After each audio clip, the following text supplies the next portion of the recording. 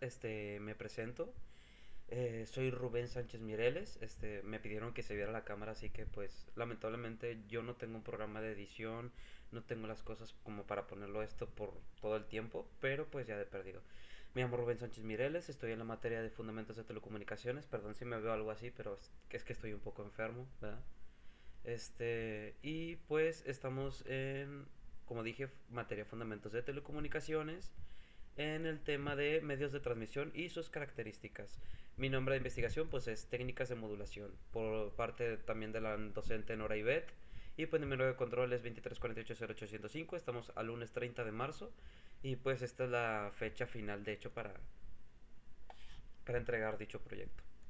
Así que vamos a iniciar y pues vamos a proseguir completamente. Vamos a... presente. Ahí está. Bueno, vamos a iniciar por lo importante. Primero, ¿qué son las técnicas de modulación analógica? Primero vamos a tener que entender el término de señal continua.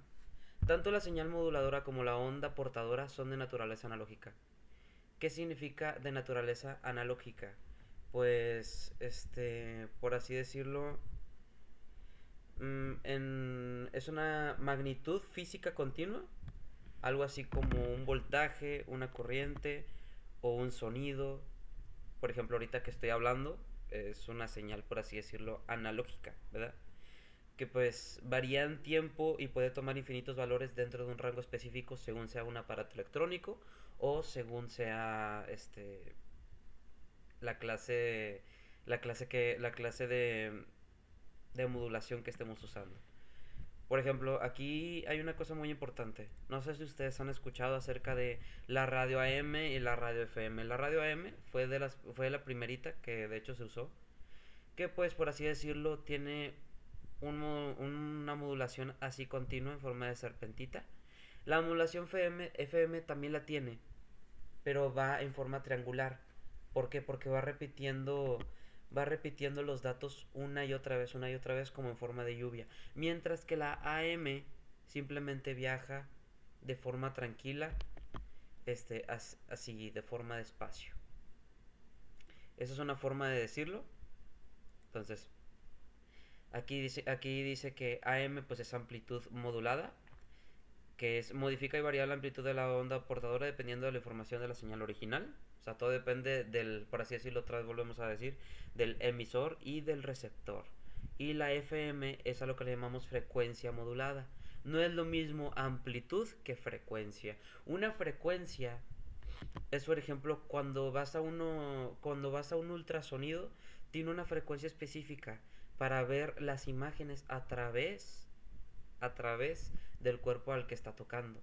Pero por ejemplo, una amplitud es algo que abarca una zona específica y una frecuencia es algo que se puede manejar por miles y miles de kilómetros de forma, por así decirlo, infinita y sin ruido. Mientras que pues lo otro, la amplitud simplemente abarca lugares específicos y si hay alguna interferencia simplemente se muestra como ruido y no es tan buena como la frecuencia. Bueno, una vez que ya sabemos la diferencia entre la AM y FM, prosigamos. Aquí hablamos de técnicas de modulación digital, ¿verdad? Que sería la señal directa. La señal directa es la señal moduladora que son bits, que son puros ceros y unos, como es el lenguaje binario, ¿verdad? Que son provenientes precisamente, como dice aquí, provenientes de los sistemas informáticos. Ahí tenemos el ASQ, que es la amplitud, que representa los bits mediante diferentes niveles de energía, tamaño de la onda o portadora. ¿Por qué estoy mostrando estas cosas? Porque depende qué clase de formita tenga, es una cosa u otra. Las que van en forma triangular, así, o sea, bueno, no triangular, las que van en forma así, en rectángulo que suben y bajan, es porque es una amplitud, es algo que se coloca de forma específica, mientras que la frecuencia es más variable, así, más volátil, así, en forma de que cae de lluvia, por así decirlo. Por eso le digo que es lluvia. ¿Por qué? Porque va así. Dependiendo la separación de cada una de las cosas, va de forma continua, pero volátil, de forma, ¿cómo se llama? De forma en la que genera una volatilidad. donde a veces o es mucha o es poca. Depende del aparato electrónico, también se puede diferenciar entre una cosa y otra, pero pues sí, ya es otro tema. Entonces, ASK es la amplitud que representa los bits mediante diferentes niveles de energía, tamaño de la onda portadora. El FSK, FSK es la frecuencia que utiliza distintas frecuencias espaciadas, una para representar el 0 y otra para el 1. Espaciadas, mira, como yo soy de ingeniería en sistemas, el 0 representa cuando algo está, por así decirlo, en pausa. Y 1 es cuando acciona. Entonces, en el lenguaje binario, cuando se representa 0 es que no hay una acción. Y cuando se representa como número 1 es que hay una acción. Esto no solo se ve en las frecuencias, sino también en los circuitos. Pero bueno, ese ya es otro tema, ¿verdad? Pero está relacionado con eso. Ahora, el PSK es la fase, que es la que desplaza o rota la fase de la onda portadora para indicar el cambio de estado de los bits. Por así decirlo, el intercambio que tienen los bits de unos y ceros contrayéndose unos con otros para generar cierta frecuencia o cierta amplitud, que sería o AM o FM. Así como la radio, o sea, básicamente es eso, ¿verdad? Pero pues ya dependiendo qué clase de dispositivo estemos usando. Hay dispositivos médicos que utilizan analógicas. Por ejemplo, pues podemos verlo desde el entretenimiento.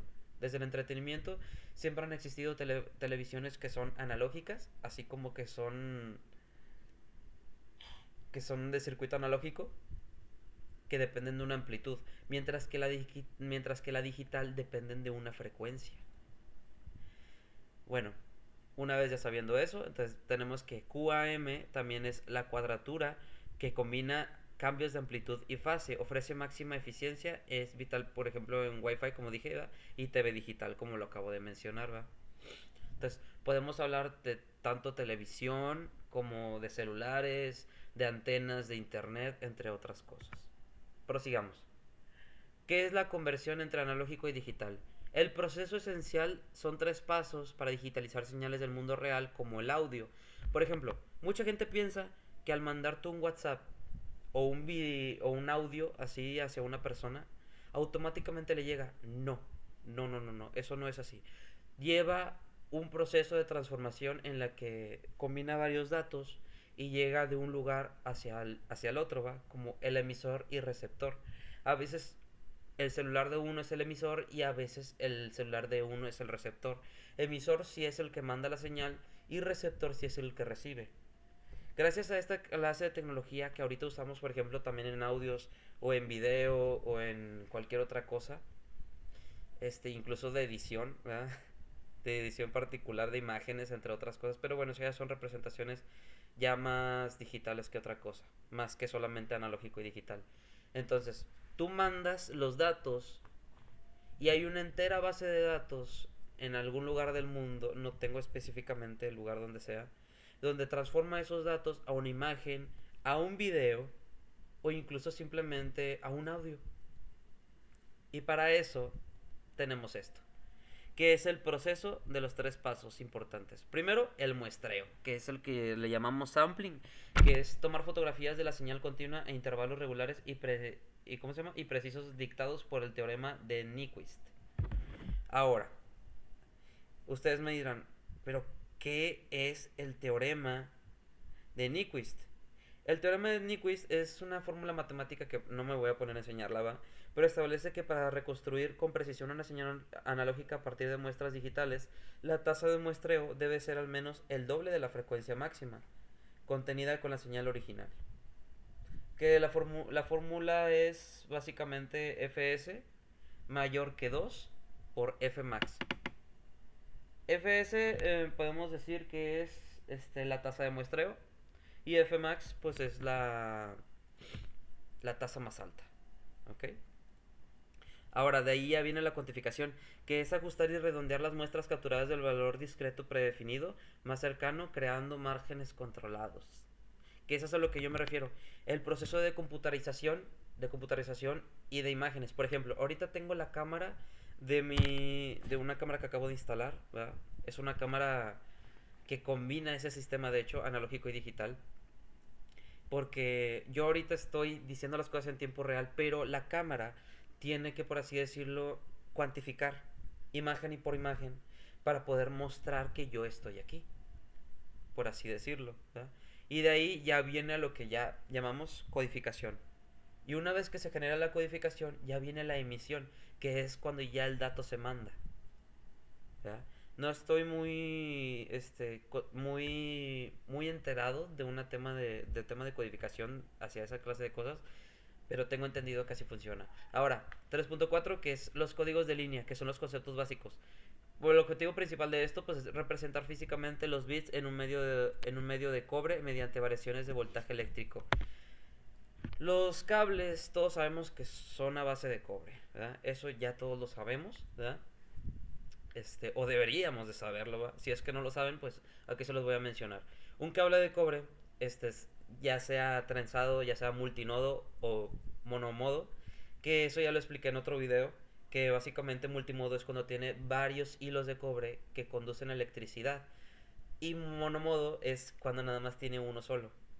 Pero hablando en terminología de transferencia de datos, cada uno de estos agarra un lugar específico, ya sea entre un 0, un 1 y viceversa, ¿verdad?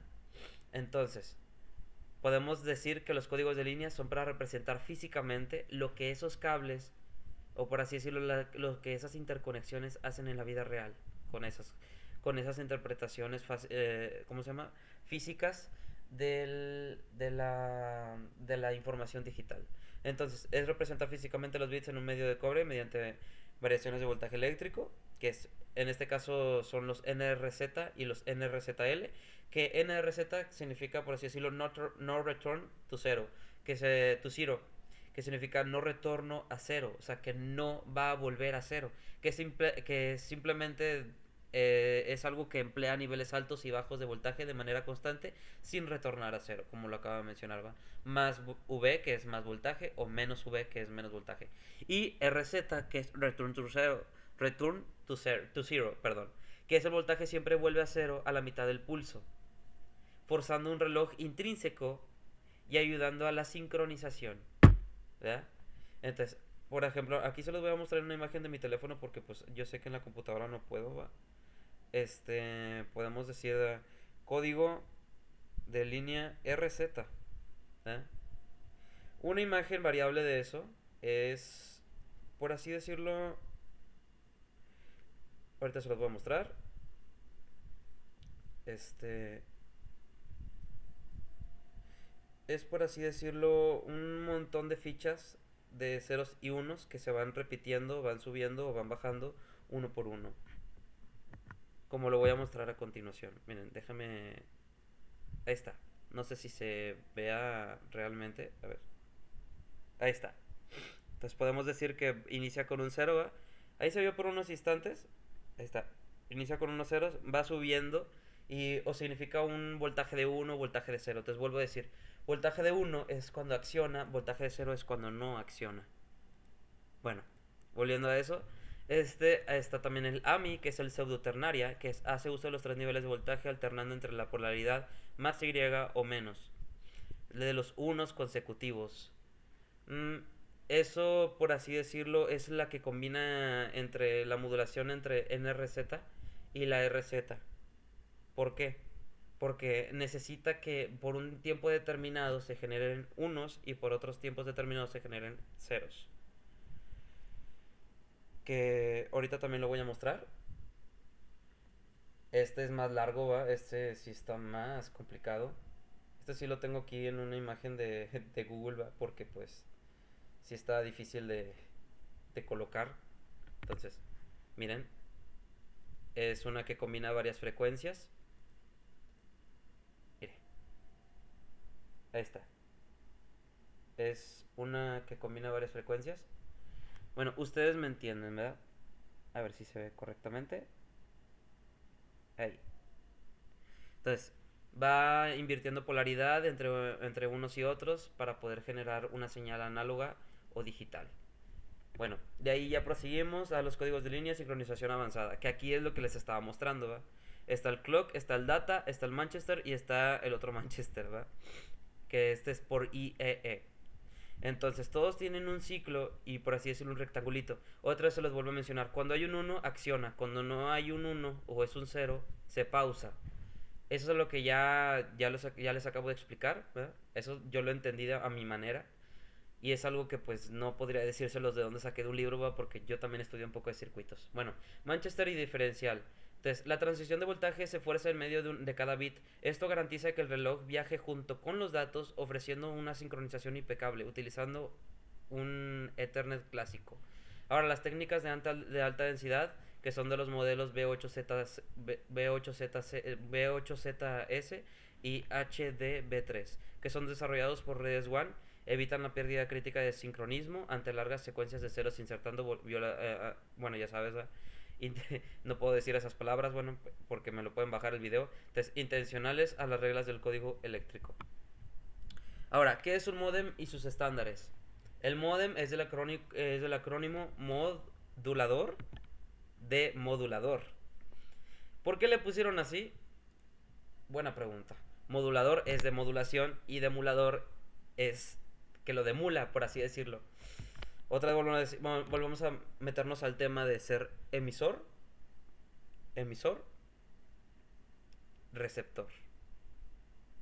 Modulador, cuando tú modulas una información, eres el emisor. Pero cuando la demulas, eres el receptor. De eso se encarga el módem. Entonces la función central opera como el traductor universal. Otra vez volvemos a lo mismo, es un traductor. El traductor universal que convierte señales digitales de equipos de cómputo en señales analógicas óptimas para el medio de transmisión y viceversa. Eso es a lo que yo me refiero. Y proviene de la familia V de la I2T, que son los estándares históricos para las dial-loop. Que pues un ejemplo sería la V.90 para transmitir a 56 kilobytes por segundo. Eso ya depende ya de la velocidad de internet, entre otras, ¿verdad? Eso ya lo expliqué también en otro video, que pues se refiere al Ethernet moderno y el Ethernet antiguo, ¿va? Que antes se utilizaba con metodologías de Cat5 o Cat6, ¿va? Bueno, ahorita ya son Cat5e y Cat6, tengo entendido, y creo que ya próximamente también será Cat7. Entonces cada año se va modernizando, entonces es imposible que yo les mencione todos los modelos de eso, ¿va? Pero pues ya es una idea.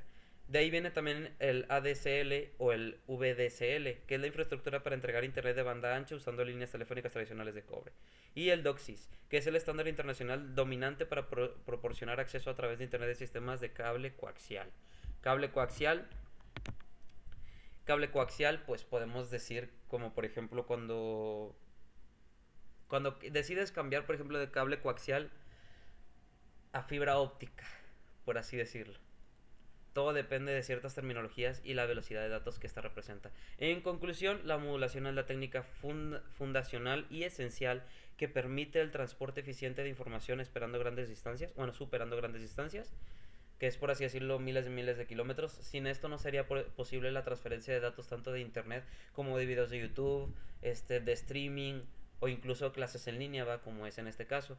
La trascendental evolución de sistemas puramente analógicos a esquemas digitales densos como QAM fue el detonante de la era de la alta velocidad. Claro, porque el sistema QAM, por así decirlo, como acá lo acabamos de mencionar, aquí, por aquí, es la que combina los cambios de amplitud y fase, que es, por así decirlo, la que combina realmente entre análogo y digital, la que transforma y el que traduce. Y eso es muy importante. Eso es muy importante porque no todos tenemos acceso a los sistemas digitales y aún así necesitamos de sistemas análogos para que sigan funcionando algunos digitales. Y así va a ser durante un tiempo hasta que la base de datos vaya creciendo de forma exponencial hasta otros sistemas de datos más evolucionados o más digitales, por así decirlo. No podría decirlo de otra mejor manera. Y los códigos de línea son por ejemplo, las garantías de la integridad física de estos. O sea, de cómo se representarían físicamente en frecuencias de que podríamos llegar a ver o que podemos modificar. Que como que dice, es el que permiten el sincronismo de los relojes y aseguran un medio libre de colisiones y errores. Y pues esto es donde saqué mi información. Y pues realmente espero que les guste mi video y pues muchas gracias. Soy Rubén Sánchez Mireles del Instituto Tecnológico Nuevo León y pues me despido.